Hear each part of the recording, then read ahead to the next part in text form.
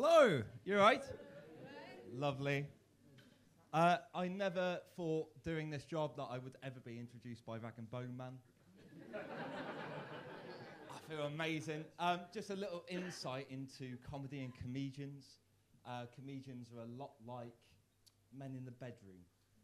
We only last about 5 minutes, 10 minutes if you're lucky, and guaranteed to finish.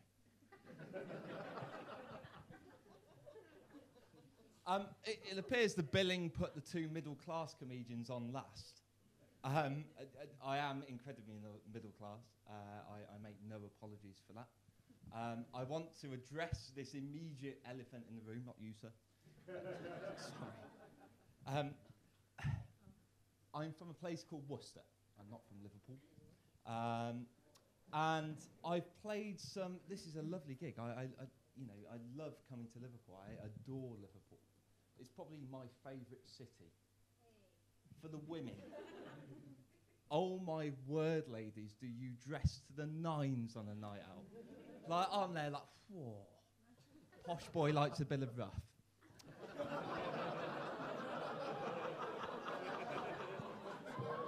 Now, I haven't yet pulled a Scouse girl, slightly because I'm slightly scared that I pull a girl who's a bit too Scouse, because it would be a bit like sexually gratifying a dial-up modem.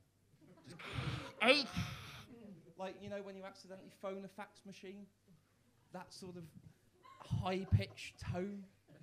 Oh, make your ears ring. Now, you are fantastic, ladies. You are absolutely fantastic here. But I want to point out 3 things. Number 1, fake tan. I don't like my women to glow in the dark. I haven't needed a nightlight since I was 5. Number 2, please stop pinching my arse in bars. What is your obsession with this shit? I'm stood at a bar and about 12 people in about 10 seconds are pinching my arse. You're obsessed.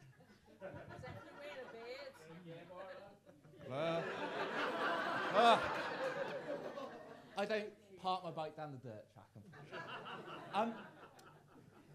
The third thing, I don't know whether you've noticed this, and you should do because you live in Liverpool, is that all the streets are cobbled. So why the fuck do you wear stilettos? You walk around like fucking velociraptors. It's like a scene out of Jurassic Park. Da, da, da, da, da. There's a fucking soundtrack whenever you're out. So this is a lovely gig. I've played some really rough gigs. I once played a gig in a place called Shard End in Birmingham. You know a place is rough when even the pigeons want to stab you. I haven't been to any rough areas in Liverpool because I do value my life. And I've walked into this pub. It's a proper sort of working man's pub, and I respect that. But even Henry the Hoover's got mud flaps.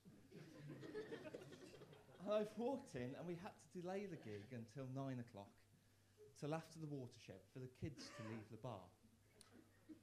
15 kids left, 2 mums and 14 dads. I'm like, shit. And I've got on, and I've gone, hello! And all the hoodies have turned around and gone, we can fucking stab him. We can mug him. I'm desperately trying to text the chauffeur behind my back to bring the car round to get the shotty out the boot in case shit kicks off. A fun fact about Shard End in Birmingham is it holds the record for the highest concentration of single mothers within the country. You can tell this when you walk into the pub and you walk into the gents' toilets, and the machine on the wall sells 3 things. Cock rings, Viagra, and paracetamol. That's it. They wouldn't know a condom if it hit them in the face. So, a little bit about me. I'm part English and I'm part German. I'm not part of the royal family. But I like to say, you'd be surprised, but I like to say I'm the ultimate combination of stiff upper lip and stiff upper arm.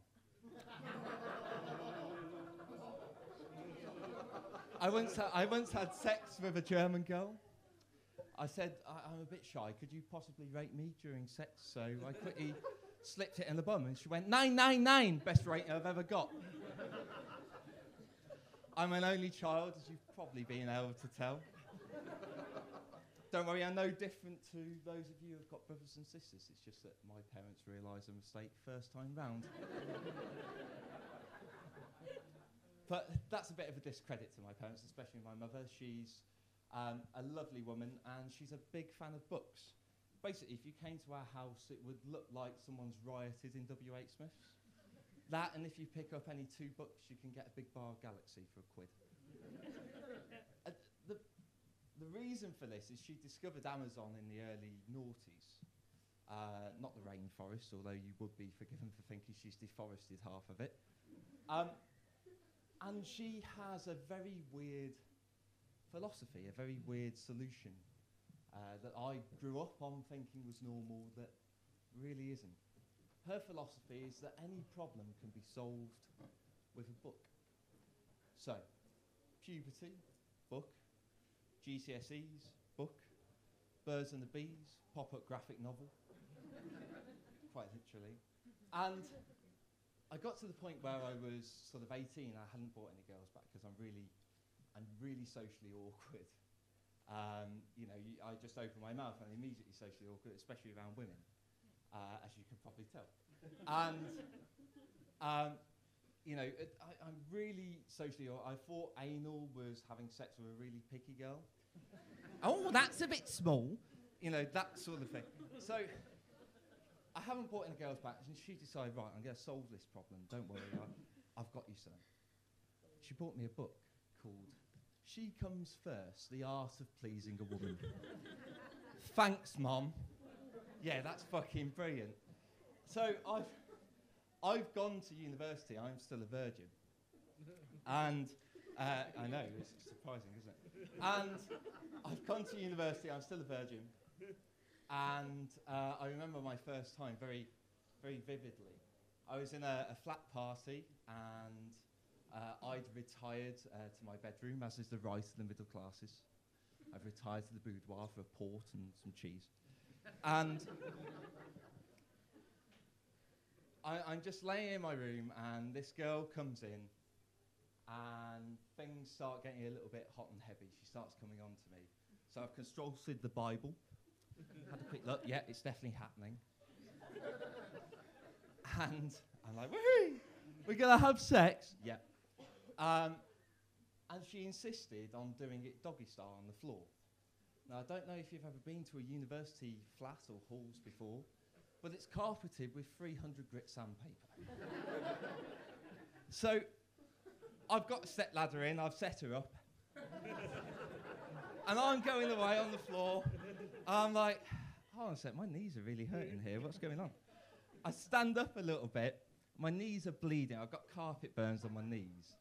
I'm like, oh my God, she's meant to be bleeding, not me. What's going on here? So I'm like, look, can we just take this to the bed? So I flip her onto the bed, and I've hopped on like a stick insect mounted a bouncer castle, right? Flailing around like this daddy long legs trying to get out of a window. And after what seemed a couple of minutes, must have been a couple of seconds, she utters some words that I never want to hear again in my life. Cha, do you want me to go on top? Which we all know is female speak for you're not any good, let me fucking sort this out, okay? So all of a sudden, I'm pinned. I'm pinned underneath this woman, and she's bouncing around, she's having a lovely time. At least I think so. And she starts going red. And I'm like, okay, she might not have had a lot of exercise, it's fine. This is normal, this must happen all the time.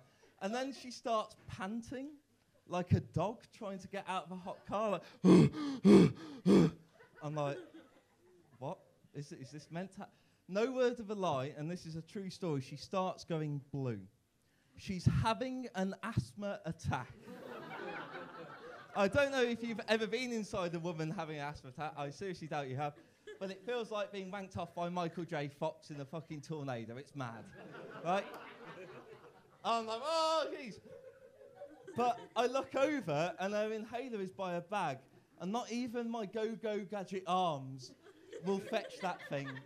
The arm-flailing balloon man that I am, I can't reach it. Now, because I'm a virgin, I'm over-prepared. I've got a fuck ton of lube on the side table, every flavour you could possibly think of. Never since have I had to lube up the inside of my legs and squeeze myself out from underneath this woman who's having an asthma attack and grab her inhaler and throw her inhaler. And I'm like, are we going to continue? No. Moment's over. She's putting her clothes on, so I'm like, oh, fuck this, I'm going to go outside for a cigarette. So I quickly put my clothes on. Now, unbeknown to me, one of my best mates, Mike, the dick, has told everyone. I don't just mean my flat. I mean every flat. In a courtyard of university housing all the way round. He's told everyone. I don't know how. He must have had a carrier pigeon or a motorcycle courier. I don't know what the fuck, how he did it, but he's told everyone. And I've walked out to a standing ovation. A round of applause, feeling like an absolute Adonis. They're cheering like, hey, he's gone and done it. He's only gone and done it. The little fella's gone and done it. I'm like, oh, what? I'm 6'6". I've looked down, my cock's hanging out. Ladies and gentlemen, Liverpool, you've been absolutely fantastic.